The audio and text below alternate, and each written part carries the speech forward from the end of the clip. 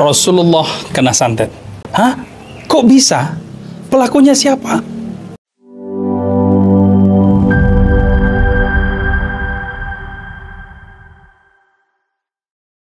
Dari Ibnu Abbas diriwayatkan suatu hari Rasulullah terkena penyakit dan tidak diketahui penyebab penyakitnya. Di tengah kondisi Rasulullah terbaring lemah tak berdaya, Allah mengutus dua malaikat untuk menemui, menjenguk Rasulullah. Satu malaikat duduk di dekat kepalanya dan malaikat yang lain duduk di dekat kakinya. Malaikat yang berada di dekat kaki bertanya kepada malaikat yang ada di kepala, "Apa yang kau lihat?" Yang di kepala menjawab, "Santet." Ia bertanya lagi, "Apa itu santet?" Kepala menjawab, "Sihir." Lalu kembali bertanya, "Siapa pelakunya?" Malaikat yang di kepala menjawab, "Pelakunya adalah seorang Yahudi bernama Labid bin Al-Asam." Malaikat yang duduk dekat kepala Rasulullah lalu menjelaskan bagaimana cara Labid Al-Asam menyantet Rasulullah. Ia menaruh sesuatu di sumur si fulan. Di dalam sumur tersebut terdapat satu batu besar di mana santet yang dia kirim diletakkan di bawah batu itu. Maka ia menyampaikan kepada Rasulullah agar ke sana menguras air sumur tersebut, mengangkat batu di dalamnya, lalu mengambil santet tersebut dan membakarnya. Keesokan harinya Rasulullah memerintahkan Ammar bin Yasir bersama para sahabat menuju sumur si fulan. Benar saja ia melihat di dalam sumur tersebut berwarna merah pekat. Setelah dikuras airnya, ditemukan di dasar sumur itu ada sebuah batu besar. Di bawah batu tersebut ditemukan satu gulungan. Ammar lalu mengambil gulungan tersebut dan dibakar. Rupanya di dalam gulungan tersebut masih terdapat lagi satu gulungan yang terdiri dari 11 ikatan. Benda ini kemudian dibawa oleh Ammar dan para sahabat kepada Rasulullah.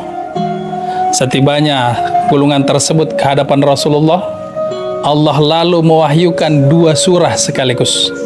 Yang pertama Al-Falaq, yang kedua adalah An-Nas. Surah Al-Falaq yang membahas tentang subuh ini berisikan 5 ayat. Sementara An-Nas yang membahas tentang manusia berisikan 6 ayat.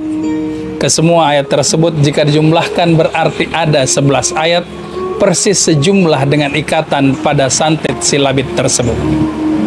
Ketika Rasulullah membacakan surah pertama dari Al-Alaq, Qul a'udzu birabbil falaq, maka terbukalah ikatan pertama. Dan begitu seterusnya sampai di akhir surah An-Nas, minal jinnati wan nas, maka terbukalah ikatan terakhir dan selesailah santet yang dikirim Labid kepada Rasulullah tersebut.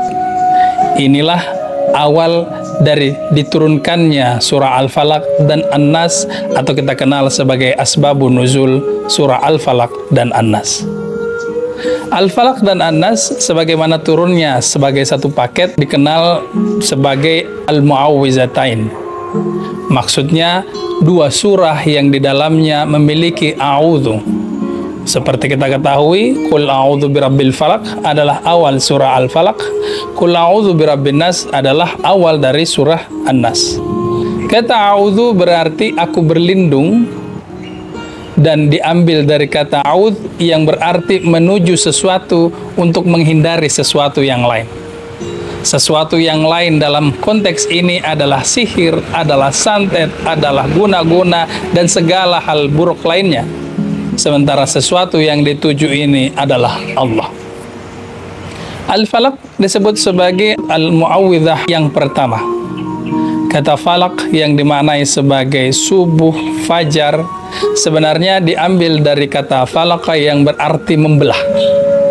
Lalu apa kaitannya dengan santet, sihir, dan semacamnya? Santet, sihir, dan semacamnya biasanya dilakukan di malam hari, dilakukan pada waktu gelap. Hadirnya subuh adalah membelah gelapnya malam. sehingga setelah datang subuh maka sirnalah kegelapan malam. Qul a'udzu birabbil falaq adalah kita berlindung kepada penguasa subuh yang mampu membelah gelapnya malam. Surah An-Nas disebut sebagai Al-Mu'awwidzah Ats-Tsani karena di situ juga terdapat a'udz, yakni berlindung kepada raja manusia. Apa katanya dengan Al-Falaq? Ialah karena di akhir surah Al-Falaq ditutup dengan berlindung dari kebencian yang ada pada kedengkian manusia, sehingga sesudah itu maka dibahaslah surah tentang manusia ini dengan kita berlindung kepada Tuhannya manusia, raja manusia, sesembahan manusia.